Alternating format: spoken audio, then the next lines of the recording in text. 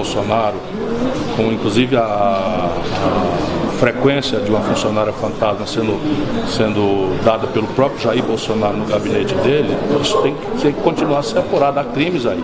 Se o Bolsonaro emprestou para o Queiroz, para o Laranja Bom, o dinheiro que volta para a mulher dele, eu quero saber cadê a TED. Que dia foi a TED ou o DOC? De onde veio o dinheiro? 40 mil reais, dá para pagar assim, com o salário de deputado? Isso tudo é questão de ordem pública e a imprensa brasileira vai falando e vai saindo.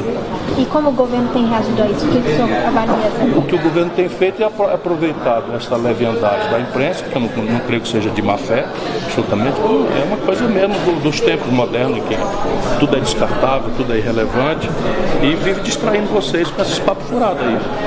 O que eu tenho a ver com a roupa de criança? Vou tomar conta de Zé de Abreu, uma altura dessa. O Zé de Abreu eu conheci fanático do PSDB.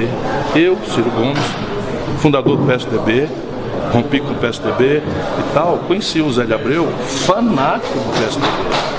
Aí agora todo mundo prestando atenção nisso, espaços mil para isso. Eu estou de saco cheio com isso. Nós estamos perdendo a reforma da Previdência se a gente não prestar atenção nisso. Você acha que o PDT tem que se colocar contra a reforma da Previdência de uma maneira... O PDT é contra essa reforma da Previdência até o limite em que o governo tope negociar, né? Porque nós achamos que, derrotados que fomos, é nosso papel é conter danos, minimizar prejuízo para as pessoas mais pobres, para as mulheres, né? Para os professores, para os policiais, para as pessoas que têm carreiras insalubres, para as pessoas que vivem em um ambiente de risco inerente à profissão. Porque, por exemplo, o PT resolveu não comparecer à posse do Bolsonaro. Muito bem, o Aécio, quando fez isso, nós achamos que era um golpe, e eu continuo achando que é. Você não reconhecer a legitimidade do que foi eleito, o Aécio fez com a Dilma e deu a abertura para essa crise. Aí o PT não comparece à posse depois. E o PT não vai para a comissão mista da Previdência. Isso é um desafio que eu estou fazendo. Se o PT não vai para a comissão, o PDT vai. Por quê? Porque nós precisamos conter danos, derrotados que fomos, e para nós, o quanto pior melhor, cobrado nas costas do povo mais pobre, não nos interessa. A respeito daquela fala do Paulo Guedes ao Estadão, de ontem, falando da desvinculação total do orçamento, e estados e municípios terem controle 100%. Na estratosfera de Marte, isso é um assunto que deveria ser discutido. Porque, teoricamente, o orçamento deve ser permeável aos movimentos democráticos, né? A sociedade pode variar suas prioridades com o tempo, né? Com a conjuntura. Portanto, o orçamento ele deve ter essa maleabilidade, né? Para que as maiorias eventuais formadas, né? Afirmem que a prioridade agora é a educação, amanhã é a saúde, outro dia é a infraestrutura, etc. Isso na estratosfera de Marte. Porém, neste lugar aqui, chamado Brasil, o Paulo Guedes defendeu ardorosamente, e não propôs a revogação, um teto de gastos por 20 anos sobre saúde, educação, cultura, ciência e tecnologia, segurança pública, que são os assuntos graves da população. Como é que compatibiliza essa flexibilização anunciada, que é boa na estratosfera de Marte, com esse teto? O que ele está querendo dizer, sem dizer, é o de sempre. Ele quer produzir excedentes para jogar no saco sem fundo da especulação financeira, de onde ele vem e para onde voltará. Então, como é que só uma coisa, ele citou o Ministério Público. Se citou o Ministério Público, eu como membro do Ministério Público na sua época, eu quero só fazer uma pergunta. Uma pergunta, eu perco a oportunidade e nunca mais. E se houver um lava-jato do judiciário, e como é que nós sobreviveremos os 3 anos e 10 meses com comida para a classe média e mais para a classe elevada? Estou muito angustiado. Isso eu também, porque nós teremos banana para tantos macacos, né? Não tem. Estou angustiado e acho que o judiciário, como dizia o velho Rui, é o poder que mais tem faltado à República. E se houver uma CPI ou a Lava Jato, seja o que for para o judiciário, a República cai.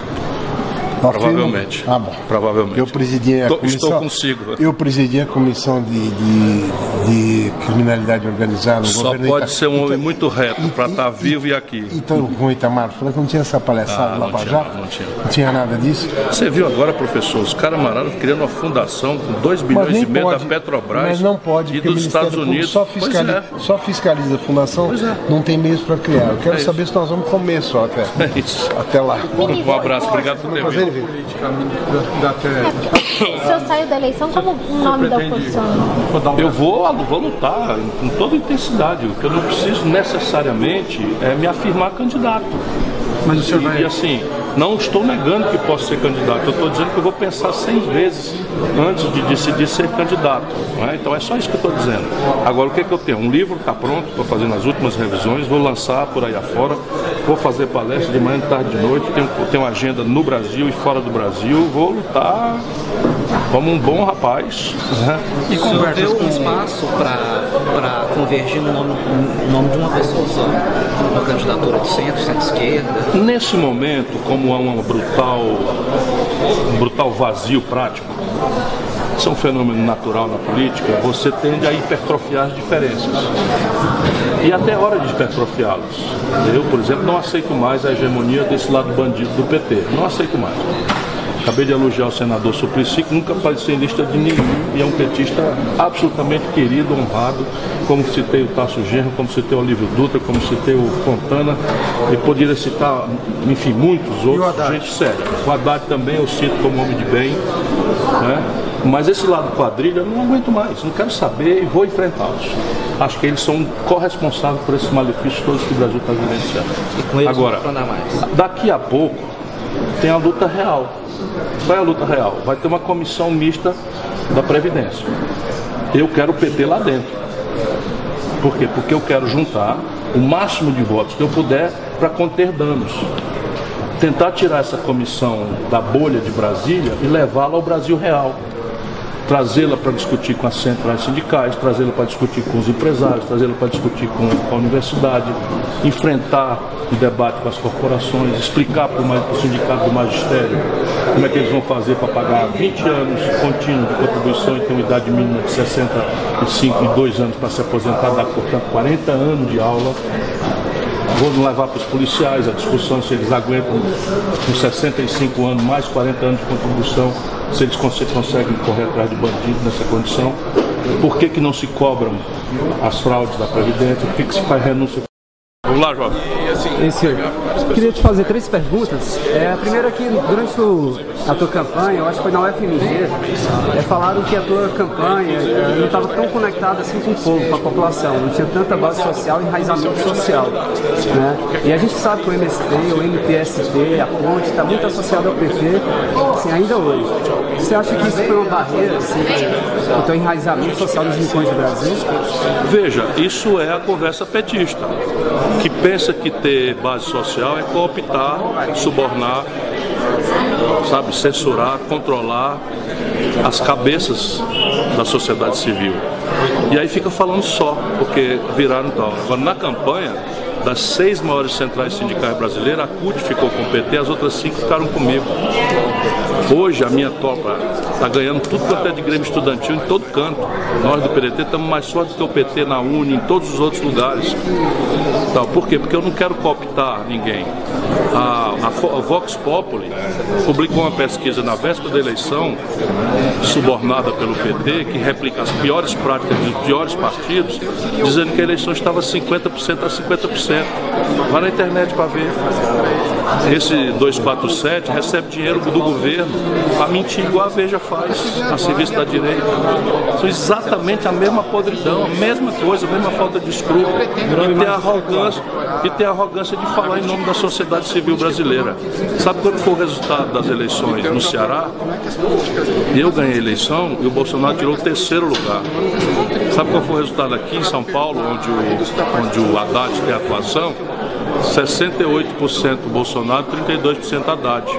Quem é mesmo que fala pela sociedade civil? Só mais uma pergunta, assim. Você fala muito do soft power, né, americano e na guerra híbrida, tem falado muito isso nas suas palestras. Parte dessa guerra híbrida hoje se concretiza pelas fundações internacionais, Rockefeller, Gates e tantas outras. E aqui a gente tem algumas instituições reproduzindo essa prática como a Renova. E eles estão colocando quadros políticos em diversos partidos de diversas tendências do espectro político. Você acha que isso faz parte também dessa chamada guerra híbrida? Não, eu não tenho essa paranoia, não. Nós estamos falando da Tabata, que é o melhor quadro. Não necessariamente. Pelo menos no que me concerne, a Tabata eu boto a mão no fogo. A Tabata é uma joia que eu consegui recrutar para o PDT. A Tabata tem uma história de vida que nenhum merda desses, do PT, do PCdoB, seja de quem for, tem a moral para calçar o sapato dela. A Tabata vem da favela. A Tabata vem de ser uma mãe que engravidou e o pai foi embora. E ela arranjou um pai que era trocador de ônibus. Ela mora num puxadinho que ela ajudou a botar tijolo na ocupação de uma favela de São Paulo. Isso é que é ser de esquerda. Agora vir um merda desse fazer desqualificação, lava a boca para falar dela. Aí você pegar um merda como o cara do PCO... Foi uma provocação mesmo, mas eu sei, faz parte. O cara, esse merda do PCO... Eu conheço a história do Caba Selma. O Caba do PCO falando mal do Mujica. Tá dizendo que o Lula é preso político. Preso político é o Mujica. Mujica não virou um caudilho, Mujica não ficou rico, sabe, no poder. Mujica foi preso, sem formação de culpa, sem acusação, sem recurso, sem nada. Passou 3 anos dentro de um silo, numa fazenda clandestina. Isso é um preso político, um vagabundo desse, né, vir falar mal. Isso é um Cabancelmo que está entre nós. Última pergunta, identitarismo. A gente está trabalhando nesse tema, tem uma visão muito parecida com a sua. É muito difícil confrontar as pessoas quando se fala em identitarismo. Por exemplo, um militante do movimento feminista, um militante do movimento negro. Você começa a argumentar e falar sobre essa visão do método. A crítica ao método, não a lutas dos grupos, né? Como é que você acha que a gente consegue confrontar, na verdade, dialogar com... Respeite a inteligência deles. São todas boas pessoas e são todas grandes causas. A grande pergunta que se faz, e a inteligência deles responderá natural e generosamente, é: a causa dos negros melhor se ferirá no ambiente de um projeto nacional de desenvolvimento que tenha por princípio a busca da igualdade de renda, de oportunidades, não é? A afirmação da soberania nacional, o comprometimento com os mais pobres, ou nessa selva em que o Brasil se encontra. A luta das mulheres é uma luta justíssima, paga-se 76%, 80% às mulheres pelo mesmo trabalho que os homens desenvolvem. O feminicídio está crescendo exponencialmente no Brasil, a população carcerária feminina está crescendo e elas são espancadas. 30 mil estupros foram registrados no Brasil nos últimos 12 meses. A causa mais justa do que a causa da mulher brasileira? Agora a pergunta é: esta causa se afirmará melhor no ambiente de um projeto nacional comprometido com a legalidade, com a decência, com a igualdade, com as oportunidades para todos, com uma escola emancipadora, ou nesse ambiente de confusão, de palhaçada, de segregação de brasileiro contra brasileiro?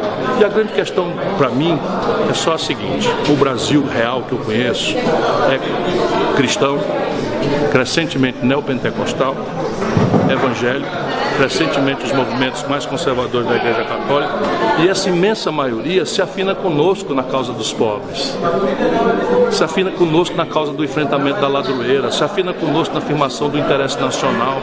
Por que em nome da propaganda americana nós vamos aceitar trocar o lugar da luta para coisas que são assustadoras para essas populações?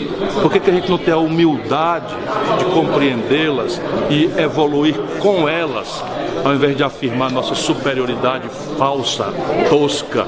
Porque, repare, quem governa o Rio de Janeiro? Território das causas. Quem governa o Rio de Janeiro? A prefeitura, o Crivella. O governo do estado é essa figura chamada Witzel. Bolsonaro tirou 80% quase dos votos do Rio de Janeiro. Será que não há nada para pensar um pouco? Será que só esse gueto tem razão? e esse povão é todo um bando de fascista, eu não aceito isso. Eu não aceito a ideia de que 68% da população de São Paulo é fascista. Eu não aceito a ideia de que 70% da população do Sul é fascista. O que eu aceito é que nós não engolimos mais essas duas questões. Uma esquerda sem projeto e, por não ter projeto, se refugia nas grandes e boas causas identitárias.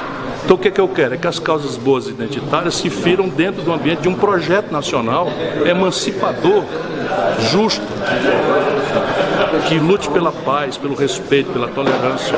Essa é a minha história de vida. Obrigado, Ciro, por esse